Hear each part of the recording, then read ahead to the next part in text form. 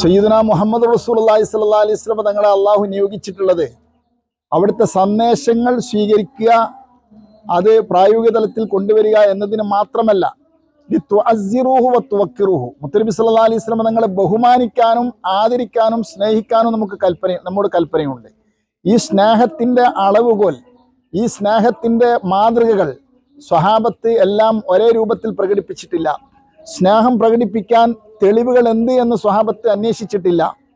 സ്നേഹപ്രകടനം എന്നുള്ളത് മുഹിബിൻ്റെ മനസ്സിൻ്റെ ഉള്ളിൽ നിന്ന് പുറത്തേക്ക് പ്രകടമാകുന്ന ഒരു അടയാളപ്പെടുത്തലുകളാണ്. അത് അനുവദിക്കപ്പെട്ട ഏത് രീതിയിലും ആകാവുന്നതാണ്. ആ രീതിയിൽ നബി സല്ലല്ലാഹു അലൈഹി വസല്ലം തങ്ങളുടെ മീലാദ് ആഘോഷം ലോകവ്യാപകമായി മുഅ്മിനീങ്ങൾ മുഴുവനും ആഘോഷിച്ചു വരുന്നതാണെന്ന് ഇമാം ഖസ്തലാനി തങ്ങൾ അദ്ദേഹത്തിൻ്റെ അൽ മവാഹിബുൽ ലദുനിയയിൽ പറയുന്നു.